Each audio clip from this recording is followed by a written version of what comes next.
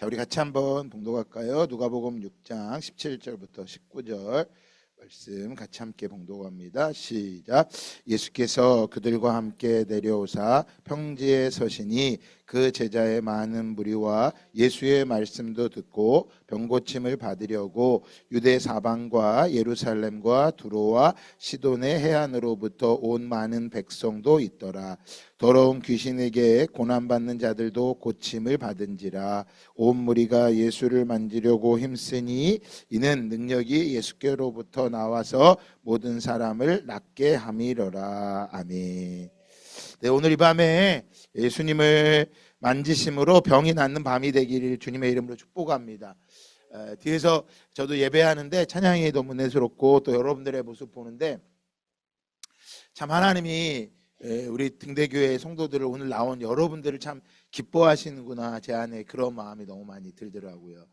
왜냐하면 뭐 크고 화려한 것도 아니고 사람이 많은 것도 아니고, 하지만 이 추운 겨울에 또 눈길에 미끄러운데도 그냥 주님 한번 바라보고 나오는 거, 주님이 그걸 참 기뻐하시는구나, 그 모습을 좀 보면서 주님 앞에 기도, 주님 오늘 이 말씀 전할 텐데 주님 말씀처럼 귀신에게 고난받은 자가 있으면 고침을 받게 하시고, 여기서 고침받는다는 것은 바뀌지 않는 내 삶, 사로잡혀 살아가는 내 삶, 거기서 자유케 하여 주시고, 주님 예수를 만지는 자마다 예수님께 또 능력이 나와서 모든 병을 고치셨던 것처럼 오늘 이 밤에 정말 주님 믿음으로 주님 만질 때 우리 안에 육체의 질병도 치유되게 하여 주시옵소서 선포합니다. 주님 우리를 고치시고 회복시키심을 믿습니다. 믿음의 사람은요, 주님이 우리를 축복하심을 믿고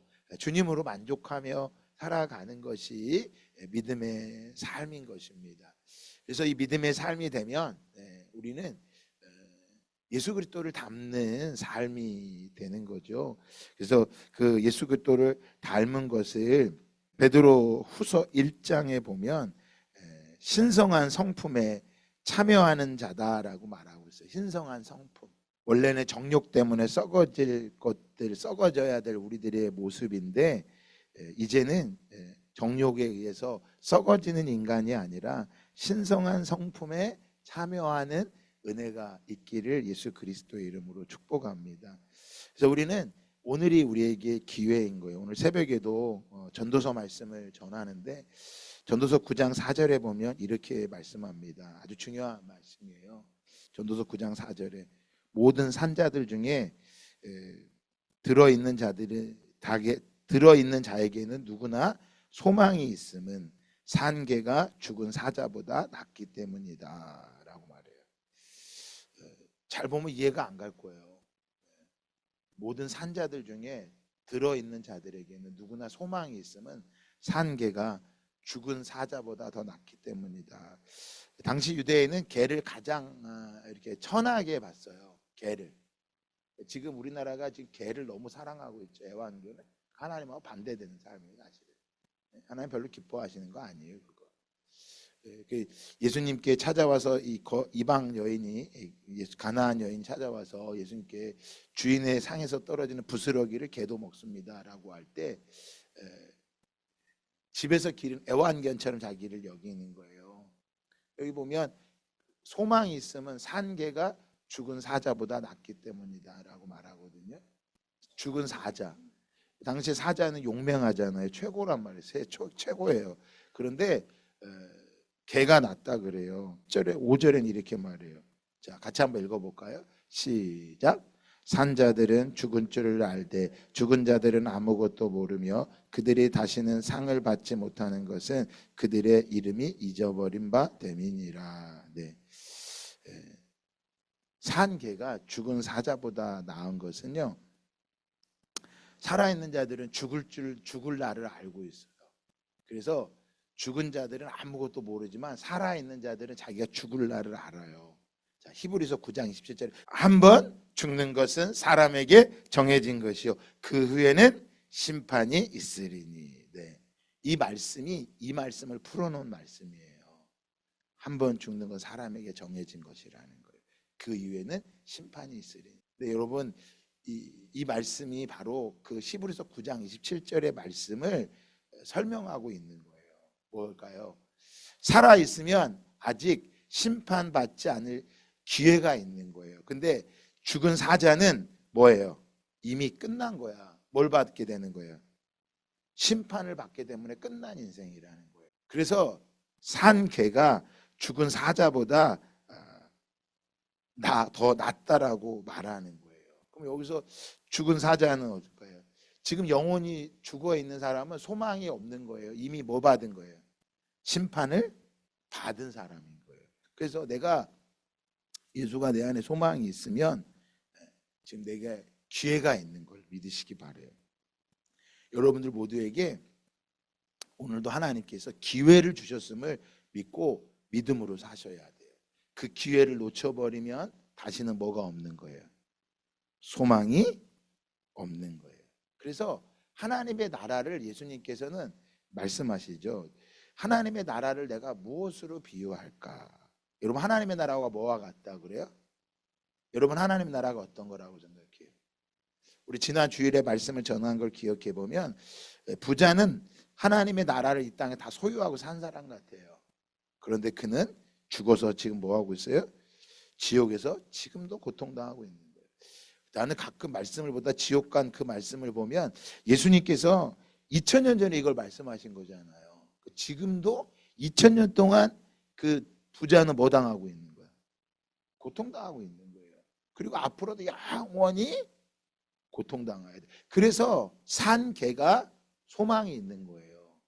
심판을 받으면 끝이라고요. 근데 많은 사람들이 이거를 잃어버리고 살죠. 소망이 있는 거. 내가 하나님의 심판대 앞에 있는 것을 생각하지를 못하기 때문에 그런 거예요. 그래서 죽으면 더 이상 기회가 있다 없다? 없어요. 죽으면 기회는 다시는 없는 겁니다. 절대 착각하지 마세요. 지금 내가 오늘 살아있기 때문에 예배드리는 게 내게 기회인 거예요. 근데 많은 사람들이 뭐예요? 이걸 자꾸 잃어버린다고요. 내가 지금 살아있기 때문에 소망이 있고 내가 살아있기 때문에 기회가 있는 거야. 그러나 죽고 나면 더 이상 뭐가 없어요? 소망이 없어요. 기회가 없는 거야. 끝이야. 그래서 내가 오늘 살아있다면 내가 살아있는 게 소망이고 하나님의 나라를 구하고 있는 거예요. 그래서 누가복음에 보면 누가복음 13장 18절에 보면 하나님의 나라가 무엇과 같을까? 예수님께서 하나님의 나라에 대해 설명해 준단 말이에요. 하나님 나라가 뭐와 같다 그래요? 예수님께서. 여러분 하나님의 나라가 예수님 뭐라고 말씀하세요? 말씀을 보셔야 됩니다. 말씀 봅시다. 옆 사람 보면서 말씀을 봐야 합니다. 그래야 잊어버리지 않는 거예요. 하나님의 나라는 무엇과 같을까라고 질문을 한단 말이에요. 예수님. 근데 설명해 주시죠. 한번 찾아볼까요? 누가복음 13장 19절 말씀이에요. 자, 같이 한번 읽어보겠습니다. 누가복음 13장 19절 말씀. 자, 시작. 마치 사람이 자기 채소밭에 갖다 심은 겨자씨 하나 같으니 자라 나무가 되어 공중의 새들이 그 가지에 깃들었느니라. 예수님이 하나님의 나라를 설명해 주시죠. 내가 무엇으로 비교할까?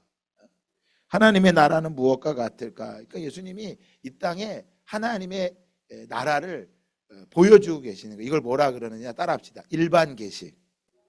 일반 계시, 일반 계시. 누구나 하나님의 나라를 볼 수 있도록 보여주실 거야. 그런데 하나님을 모르니까 그게 계시로 보이지 않고 뭐만 보이는 거야? 맨날 배추 씨앗 심어놓고 김장할 것만 생각밖에 못하는 거야. 하나님 나라가 보이는 게 아니라. 요즘 말하죠. 채소밭에 갖다 심은 겨자씨 하나를 갖다, 겨자씨 하나를 갖다. 아주 보잘것없는 거예요. 보잘것없는 거. 겨자씨가 전에 보였는지 모르겠어요. 우리나라 깨보다 작다고. 깨보다. 씨가 더 작고. 그런데 그 씨가 심어놨더니 뭐가 되었다 그랬어요? 나무가 되어서 공중의 새들이 그 가지에 깃들인다라고 말하고. 이게 하나님의 나라라는 거예요. 여러분 깨닫는 은혜가 임하기를 주님의 이름으로 축복합니다. 제가 설명해서 얻어지는 것도 있지만 여러분들이 깨달아지셔야 돼요. 그래서 안 믿어지면 내가 잘 하나님 나라가 안 보이면 직접 한번 심어보세요. 수박씨를 심어보면 수박씨가요 툭툭 뱉어놓잖아요. 그럼 거기서 산데 하나님 나라가 안 보이면 이렇게라도 봐야 돼요. 그래야 산 개가 죽은 사자보다 나은 소망이 있는 거야. 이게 없으면 매일같이 뭐만 하는 거예요. 천국이 안 보이는 거예요. 예배요? 여러분 천국의 소망으로 나오셔야 돼요. 드리라고 말해야 알겠어요 그거. 그래서 뒤에 앉아 여러분 너무 귀해 보이는 거예요. 하나님의 나라가 보이지 않는데 어떻게, 예수님도 얼마나 답답하셨겠어요. 근데 예수님은 그들이 원래 듣지 않는 걸 알아요. 그래서 비교로 설명해. 그래서 예수님 말씀하시죠. 귀 있는 자는 들을지니라. 여러분 오늘부터 하나님의 나라를 예수님이 비교하실 때 하나님의 나라 뭐와 같다? 채소밭에 심은 겨자씨 하나를 갖다라는 걸 뭐 하지 마세요. 잊지 마세요. 그러니까 안 보이는 거예요. 보잘것 없어 보인단 말이에요. 그런데 당시 이스라엘 백성들이 이걸 알아요. 그 겨자씨가 자라서 나무가 되면 공중의 새들이 다 날아와서 그 나무에 깃들인다는 걸 알고 있단 말이에요. 그런데도 이들은 예수님을 뭐합니까? 십자가에 못 박아 죽입니다. 이유가 뭘까요? 뭐였어요? 예수님은 말씀을 따라 가신 거예요. 언약의 말씀을 따라. 그러나 저들은 뭐 한 거예요? 하나님의 나라를 이해하지 못한 거예요. 여러분 예수님이 얼마에 팔려갔습니까? 가룟 유다가 대제사장에 얼마 받고 팔았어요 예수님을? 은 30냥에 팔려갔어요. 왜 그 많은 돌이인데 왜 은 30냥일까요? 그건 출애굽기에 나와 있는 말씀이에요. 출애굽기에 너희가 만일 소가 만일 남종이나 여종을 받으면 소 임자는 은 30세겔을 그의 상전에게 주라는 거예요. 그러니까 예수님은 당시 노예값으로 죽으신 거를 말하고 있는 거예요. 그러니까 은 30냥은요 사람 중에 가장 싸구려 사람, 보잘것없는 사람으로 예수님이 뭐 한 거예요? 팔려간 거예요. 우리가 사랑하는 예수님, 우리가 그토록 귀하게 여기는 예수님은 세상은 뭐에 불과한 거예요? 은 30냥짜리밖에 불과하지 않는 거예요. 이게 호세아에 가면요 그 창녀를 호세아가 사올 때, 그 여자를 사올 때 그 몸값이야. 뭘 의미하는 거예요? 죄인된 인간을 위해서 예수님이 우리를 대신해서 팔려갔음을 말씀하고 있는 거예요. 그러니까 우리는 그냥 괜찮은 사람이 아닌 거예요. 그러니까 교회 와서 괜찮은 사람으로 보여지려고 노력하는 그 자체가 아직 주님의 핏값을 모르고 있는 거야. 근데 적어도 사람과의 관계 속에서는요 좀 사람답게 살아가는 게 필요하거든. 그런데 이 사람답게 살지도 못해. 그래서 은혜를 받아야 돼요. 그래서 공자는요 사람을 볼 때 사람이 괜찮은 사람이 어떤 사람이라고 말하냐면 일비일이하지 않는 사람을 성숙한 사람이라 그래요. 성숙한 사람, 일비일이. 기쁘고 슬픈 거에 따라서 막 요동하지 않는 거를 성숙한 사람이라고 말한다고요. 그저 잘 되면 잘 됐다고 와, 속상하면 속상하다고 와. 그렇게 하는 사람은 성숙하지 못한 사람이래. 그런 사람이 좀 멀어지래. 그래야 상처를 안 받는데, 이게 공자가 얘기한 거예요. 내 그거를 보고 나니까 세상에서도 그걸 알고 있는 거야. 근데 우리는 뭐 해야 돼? 우리는 일비일이하는 정도가 아니라 하나님의 나라를 소유하게 됐어. 이 밭에 농부가 씨앗을 뿌린 거, 겨자씨 하나를 뿌렸어요. 뿌릴 때 소망 없이 뿌렸겠어요? 이거 죽을 거야 라고 심었을까요? 반드시 여기서 씨앗이 자라서 나무가 된다라는 걸 농부가 믿기 때문에 심는 거야. 오늘 우리 예배가 주님을 믿으면, 오늘 말씀처럼 예수의 능력을 소망하면 병이 낫는 걸 믿으시기를 주님의 이름으로 축복합니다. 두 번째로 예수님이 또 말씀하시죠. 또 이르시되 내가 하나님의 나라를 무엇으로 비교할까? 20절에 왜 이걸 동일하게 하실까요? 말을 해줘도 이해를 못하는 거야. 하나님의 나라를 이게 왜 눈에 보이지 않는 나라예요? 하나님의 나라를 어떻게 이해하겠어? 이 땅에 있는 것도 이해 못해요. 박사들이 다 안다고요? 여러분 박사라고 해봐야 그거 하나밖에 모르는 박사들이야. 대단한 게 아니라고요. 그러니까 이해를 못해. 예수님 또 다 설명해 준 거야. 하나님 나라 무엇으로 설명할까? 그때 21절 다 같이 읽어볼까요? 시작. 마치 여자가 가루 서말석에 갖다 넣어 전부 부풀게 한 누룩과 같으니라. 여러분, 밭에 심어놓은 겨자씨 한 알이나 누룩이나 같은 거예요. 근데 예수님은 너무나 좋으신 분이야. 그걸 이해할 수도 또다시 설명해 주는 거예요. 이게 이해가 안 가면 빵집에 가셔서 한번 보시면 돼요. 빵을 한번 만들어 보시면 돼. 뭐 한 거예요? 누룩 부풀게 하는 거예요. 밀가루 안에 넣어봐야 표시도 안 나는데 그게 조금 지나니까 뭐 하는 거야? 그걸 전부 부풀게 한 거야. 우리가 예수 그리스도 안에 천국의 소망을 가지면 온 세상을 다 부풀게 함을 믿으시기 바랍니다.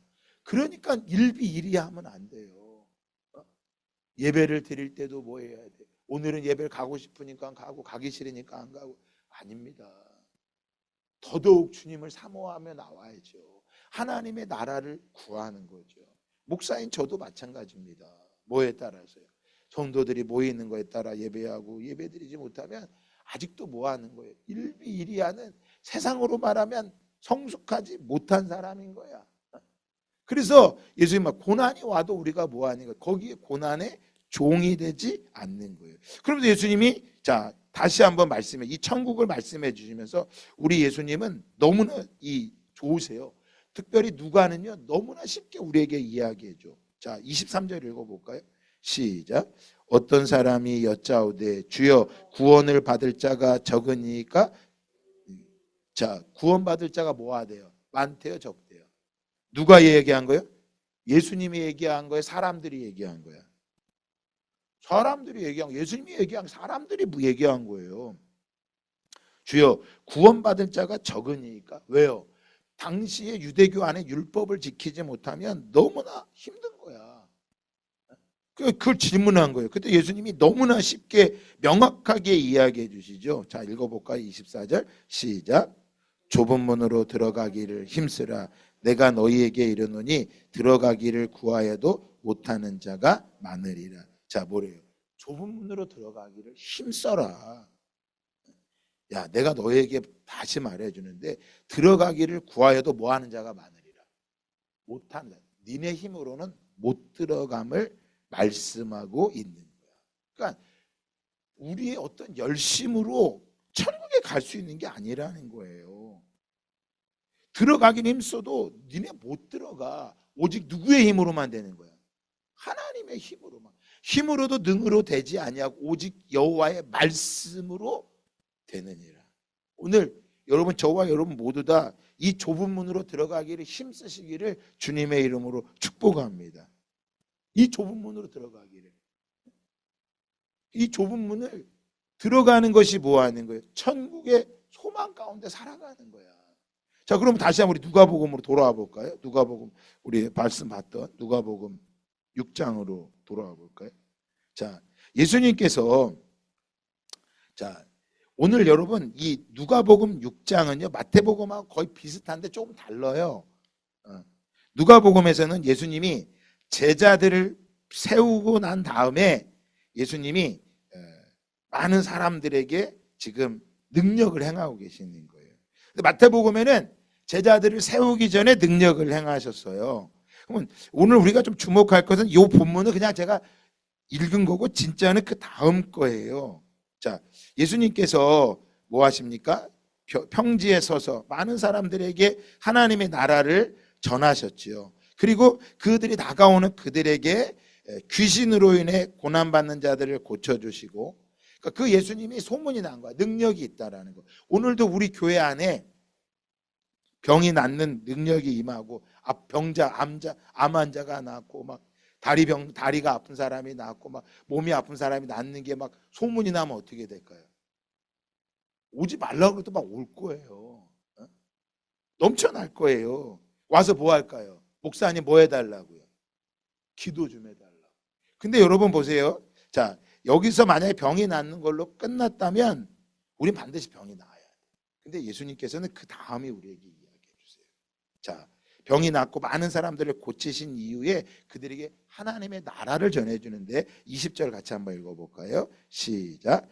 예수께서 눈을 들어 제자들을 보시고 이르시되 너희 가난한 자는 복이 있나니 하나님의 나라가 너희 것이며 21절 지금 줄인 자는 복이 있나니 너희가 배부를 것이며 지금 우는 자는 복이 있나니 너희가 웃을 것이며. 지금 누가가 뭘 얘기해요?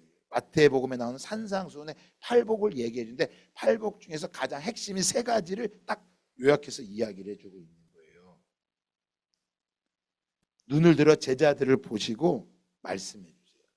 자, 여기에는 마태복음과 누가복음을 이어서 보면요, 마태복음에 이 사람들도 다 이거를 들었어요. 근데 뭐라고 해요? 너희 가난한 자는 복이 있나니 하나님의 나라가 너희 것이다.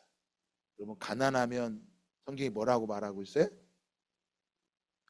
할렐루야. 가난하면 복이 있음을 믿으십니까? 네, 우리 이걸 믿으시기 바랍니다. 가난한 게 복이 있다는 거예요. 왜? 하나님의 나라가 너희 것이라는 거예요. 그럼 이렇게 말하면 나사로는 가난했기 때문에 천국에 간 게 되는 거예요. 근데 여러분, 그렇지 않습니다. 이번 주일날 제가 이제 그 말씀을 전해드리고, 구약에 나와 있는 부자와 나사로의 사건의 이 이야기를 예수님께서 그냥 하신 게 아니에요. 구약에 있는 말씀을 예수님께서 풀어서 설명해 주신 거예요. 그래서 예수님께서는 마태복음 13장에 보면 이렇게 말씀하세요. 예수께서 이르시되 그러므로 천국의 제자된 서기관마다 마치 새 것과 옛 것을 그 곳간에서 나오는 집 주인과 같으니라라고 말씀하고 있어요. 예수님은 구약에 있는 말씀을 신약에 와서 그대로 설명을 해주신 거예요. 그러니까 부자와 나사로의 사건은요, 이번 주일날 본문이니까 한번 여러분들 읽고 와보세요. 하박국 말씀을 예수님께서 풀어주신 거예요. 오늘 말씀에 가난한 자는 복이 있나니 하나님의 나라가 너희 것입니다. 여러분, 가난하기 때문에 부자가 되기 위해 예수 믿으면요, 그 사람은 하나님의 나라를 보지 못합니다. 뭐 해야 돼요? 가난하기 때문에 하나님의 나라가 소유가 된 거야.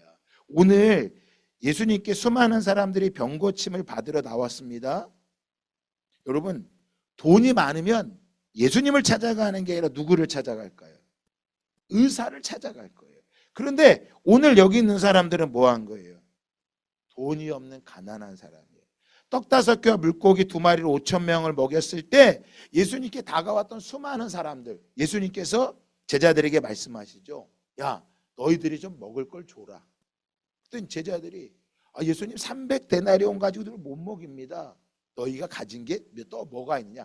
떡 5개, 물고기 2마리가 있습니다. 근데 그 앞구절에 예수님이 이렇게 말씀하세요. 야, 저들이 기진하여 가다가 쓰러질까 염려되니라. 저들이 가다가 기진하여 쓰러질까 염려되노라. 여러분들이 오늘 많은 사람들이 주일 금요 기도에 왜 못 나옵니까?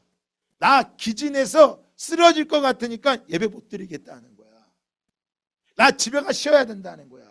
그런데 가난한 사람들, 심령이 가난한 사람들은 기진해서 쓰러질 것 같지만 주님의 나라가 내게 있기 때문에 찾아왔다가 주님의 뭘 받고 가는 거야? 하나님의 나라를 소유해서 돌아가는 거야. 여러분, 이게 가난한 자들의 복인 거예요. 그러니까 내가 기진하여 쓰러질 것 같은 걸 우리 예수님이 뭐 하고 계세요? 알고 계시다는 거야. 너무 기쁘지 않아요, 여러분? 내가 기진하여 쓰러질 것 같은 걸 예수님이 알고 계시대. 이게 감동 아니에요? 나에 대해서 알고 계실까? 주님, 내가 얼마나 사모하는지 아시죠? 그래서 주님이 이 앞에 나왔습니다. 야, 너 가다가 기진하여 쓰러질 것 같구나. 내가 너에게 이 은혜를 주노라. 그래서 이 은혜가 있는 사람들은 금요기도에 나오지 말라 그러고 나와요. 이게 소망인 거야. 여러분, 요즘 금요기도에 안 하는 데 많아요. 교회가 크다고 다 하는 게 아니에요. 저도 일주일에 주일 설교 하죠. 새벽 기도 다 하죠. 금요 설교 이거 별로 안 하면 좋아요. 편해요. 왜 할까요? 내가 이거 안 하면 기진하여 쓰러져 죽을 것 같은 거야. 하나님의 은혜가 아니면 살아갈 수 없는 자예요. 그래서 많고 적음이 아니라 주님 앞에 주님, 내가 가난한 자입니다. 내가 가난한 자입니다. 그래서 가난한 게 복이라고 예수님 말씀하세요. 그럼 오늘 저와 여러분도 가난하면 복 받은 사람을 믿습니다. 또 말씀하십니다. 21절에 지금 줄인 자는 복이 있나니 너희가 배부름을 얻을 것이요. 줄인 자는 뭐에 줄였을까요? 네? 여러분 오늘 우리의 심령에 예수로 채워지기를 주님의 이름으로 축복합니다. 지금 우는 자는 복이 있나니 너희가 웃을 것이며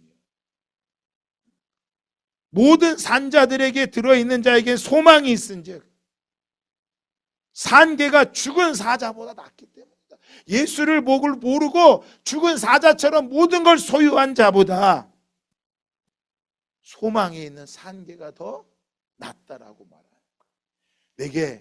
내가 지금 줄이고 있고 내가 지금 울고 있기 때문에 내가 복이 있다는 거예요. 그래서 여러분 이 땅에서 웃으려고 사는 게 아니라 뭐 하는 거야? 하나님의 나라에서 웃는 나를 바라보는 거예요. 그래서 우리에겐 아직 기회가 있는 거예요. 그러나 예수를 모르면 뭐를 잃어버리는 거예요?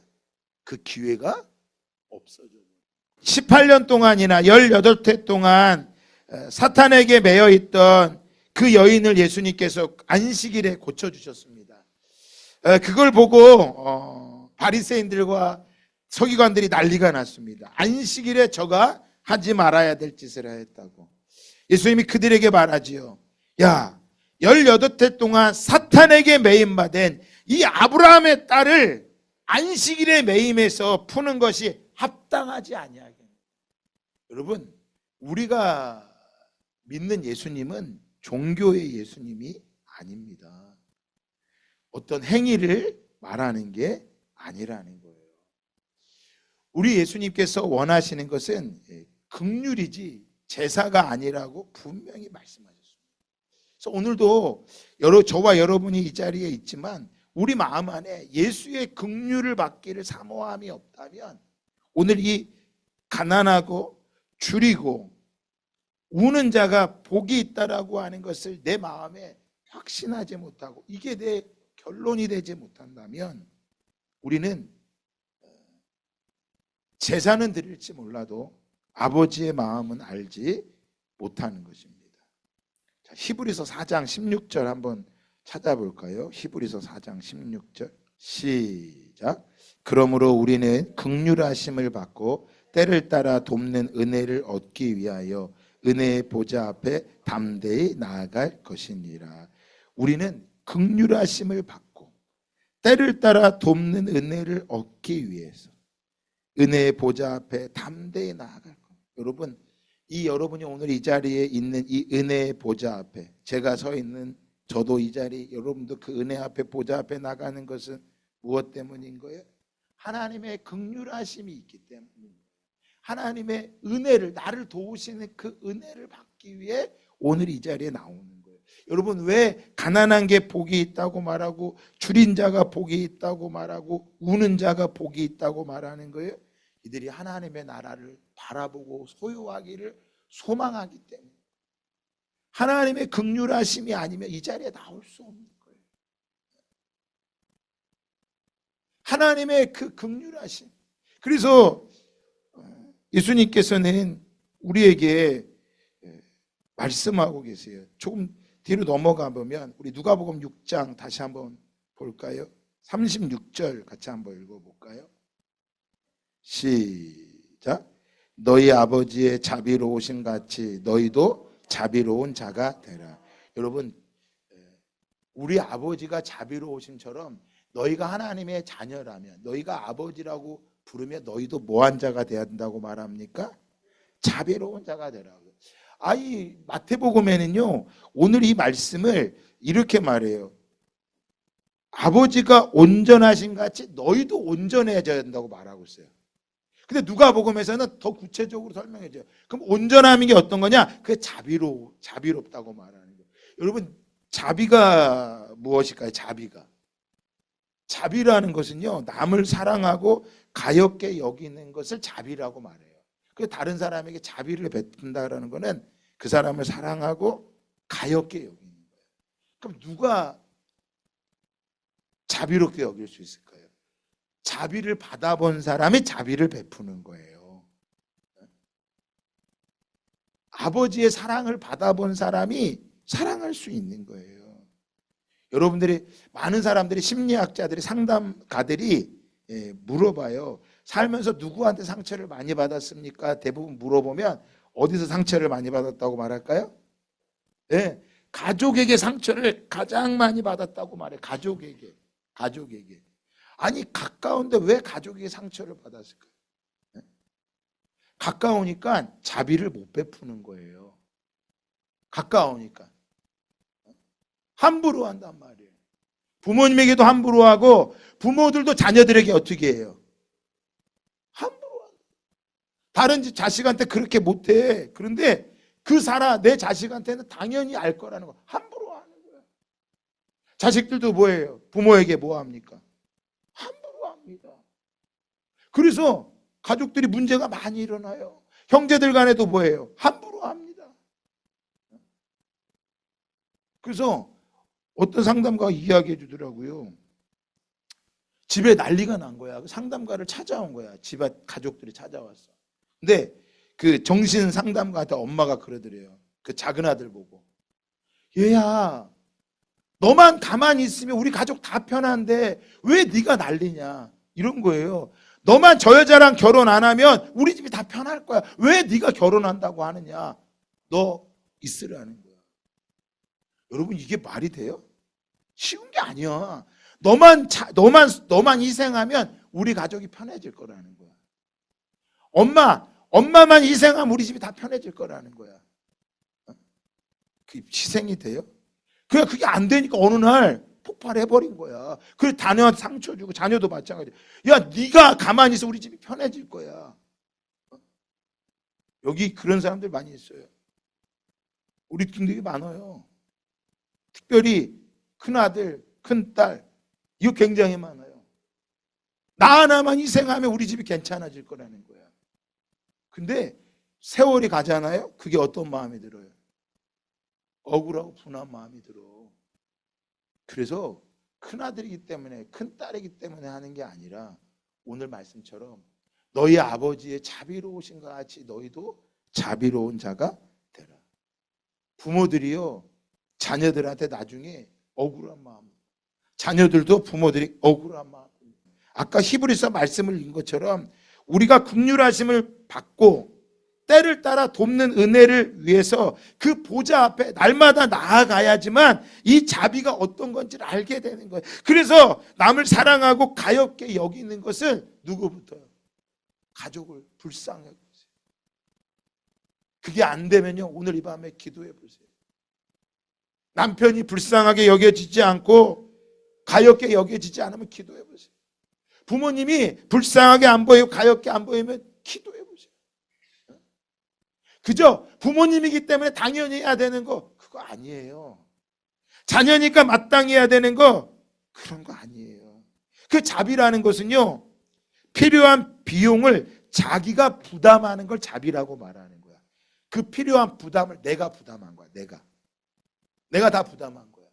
교회가요, 우리 등대교회가 부흥하려면 어떤 사람이 많아야 할까요? 자비가 있는 사람이 많아야 돼요. 이 필요의 부담을 내가 짊어지겠습니다. 그를 바울은 골로새서에 교회에 남은 고난을 내 육체에 뭐 하겠다? 채우겠다고 말합니다. 이게 그리스도의 몸된 교회이기 때문에 내가 이 부담을 내가 지겠습니다. 여러분, 이거는 돈이 많고 높기 때문에 부담을 지는 게 아니에요. 뭐한 사람이요? 자신을 낮추는 겸손한 자가 비용을 지불하는 거예요.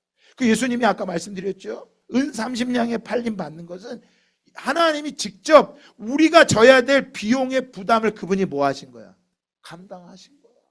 이게 자비라는 거야. 그러니까 좁은 문으로 들어간다라고 하는 건요, 그저 교회를 다니고 그냥 행위를 열심히 고행을 하는 게 아니라 내 심령 안에 가난한 게 복이라고 생각하고 줄인 게 복이고 우는 게 복이라고 믿어지지 않으면 이 삶은 안 되는 거예요. 하나님은 이 자비를 롯에게 베풀어 주셨습니다. 롯이 소돔과 고모라 성에서 심판을 받아야 되는데 너무 두려워서 못 가게 했는 거야. 그래서 우리에게 저 멀리 가지 않고 자비를 베풀어 여기까지만 가게 해 주십시오. 그래서 하나님께서 자비를 베풀어 주셔, 천사가. 그래서 그 자비 때문에 롯이 그 성에서 탈출할 수 있었어. 그런데 롯의 아내는 그렇게 자비를 베풀어 주는데 뭐 하지 못했어요? 소금 기둥이 돼버렸어. 무엇 때문에? 하나님의 자비보다 뭐가 더 커 보인 거야? 자신이 두고 온 소돔과 고모라 성의 재정이 두고 나온 그게 더 커 보인 거야. 그러니까 우리가 왜 하나님의 자비를 못 누릴까요? 하나님의 자비는 여전히 크시지만 세상이 더 커 보이는 사람은 하나님의 자비를 못 누립니다. 그래서 예수님께서 하나님의 나라를 무엇으로 비교할까? 하나님의 나라는 무엇과 같을까? 그래서 그 작은 겨자씨밖에 안 보이는 거야. 하나님의 자비가 너무나 작고 초라해 보이는 거죠. 하나님의 이 은혜, 하나님의 긍휼하심. 그리고 예수님은 마태복음 9장 13절 한번 찾아볼까요? 시작. 너희는 가서 내가 긍휼을 원하고 제사를 원하지 아니하노라 하신 뜻이 무엇인지 배우라.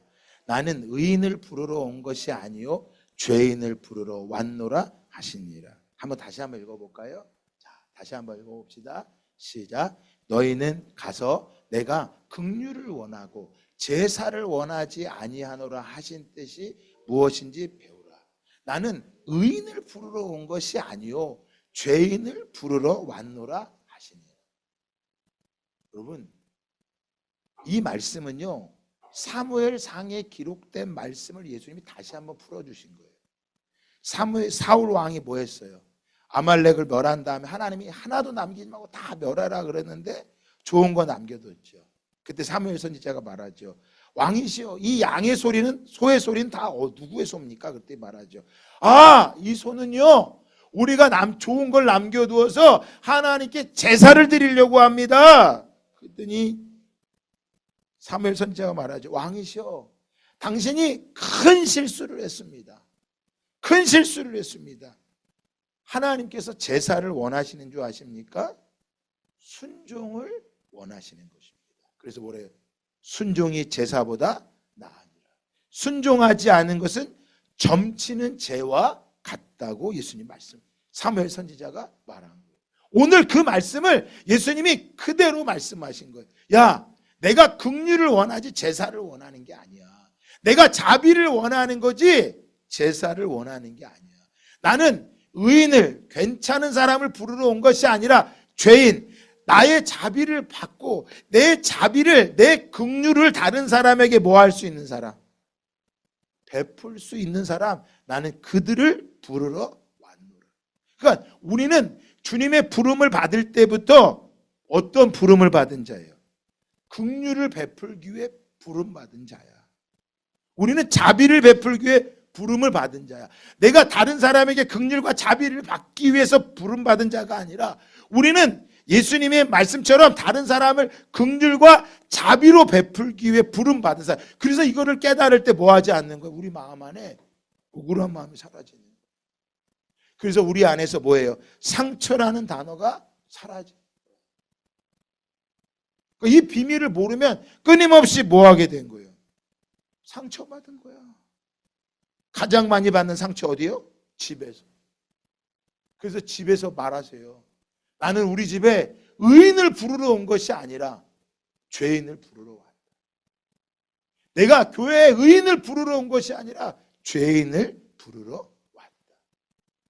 하나님은 나에게 제사를 원하는 게 아니라 긍휼을 원한다. 하나님은 나에게 자비를 베풀기를 원하신다.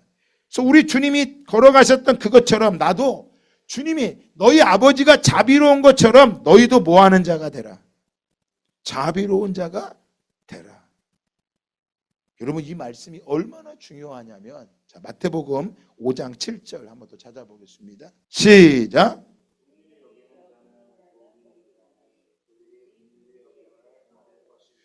긍휼이 자비거든요. 자비를 베푸는 자는 저가 복이 있나니 그들이 자비로움을 받을 것이다. 그한 우리 안에요. 아까 찬송했잖아요. 나는 행복해요. 하나님의 사랑이 샘솟은 이 세상 무엇이든 다 뭐하고도 남아요? 채워도 남아. 그럼 얼만큼 채워야 되는지 요것만 보고 마칩니다. 본문 6장입니다. 마태복음 누가복음 6장입니다. 6장 22절입니다. 자, 22절 23절 읽고 마칩니다. 시작. 인자로 말미암아 사람들이 너희를 미워하며 멀리하고 욕하고 너희 이름을 악하다 하여 버릴 때에는 너희에게 복이 있도다. 그날에 기뻐하고 뛰놀라 하늘에서 너희 상이 큼이라. 그들의 조상들이 선지자들에게 이와 같이 하였느니라. 자, 뭐라고? 자, 우리가 어딜 만큼 긍휼히 여겨야 될까요? 내가 잘해주는 사람의 긍휼을 베푸는 게 예수님 뭐라고 말씀해요? 인자로 말미암아 나 때문에 사람들이 너희를 미워하고 너희를 멀리하고 너희를 욕하고 너희 이름을 악하다 하여 너희에게 버림받을 때는 너희에게 만세를 외쳐라. 나는 복받았다! 라고 외치라는 거예요. 너희들이 사람들에게 미움을 받고 멀리 버림받고 대우를 못 받고 예수님의 이름 때문에 내가 손해보고 하는 것이 그럴 때 너희가 나는 복받았다! 외치라는 거예요. 왜? 죽은 사자로 살기 원하는 사람은 이게 복이 아니야. 왜? 죽은 사자는 이미 상이 끝났어. 그런데 살아있는 산 개는 뭐 하는 거야? 아직 뭐가 있다 그랬어요? 기회가 있다 그랬잖아. 그래서 너희가 산 개로 세상에서 인정받지 못하는 산 개로 살아간다 할지라도 죽은 사자보다 너네가 낫다. 그러니까 예수 없이 모든 걸 가졌다고 말하는 그 사람들보다 너희는 기회가 있다는 거야. 산자들은 자기가 죽을 줄을 알지만 죽은 자들은 아무것도 모르니까 뭐 하고 있는 거야? 여전히 자기의 육체를 위해 정욕을 위해 살아가는 거예요. 그래서 말합니다. 23절에 인자로 말미암아 사람들이 너희를 미워하고 멀리하고 욕하고 너희 이름을 악하다 말할 때 그때 나는 복받아고 외치는데 언제 복이 받는 거야? 그날에 기뻐하고 뛰놀라. 하늘에서 너희 상이 큼이라. 나사로가 뭐 했어요? 그날에 기뻐하고 뭐 하고 있어? 뛰놀고 있는 거죠. 아브라함의 품에 안겨서 뛰놀고 있는 걸 누가 봤어요? 죽은 사자인 부자가 쳐다보고 있었어. 죽은 사자인 부자가 나사로를 쳐다보고 있었어. 기뻐하고 뛰놀라 너희의 상이 큼이라. 그들의 조상들이 선지자들에게 이와 같이 하였느니라.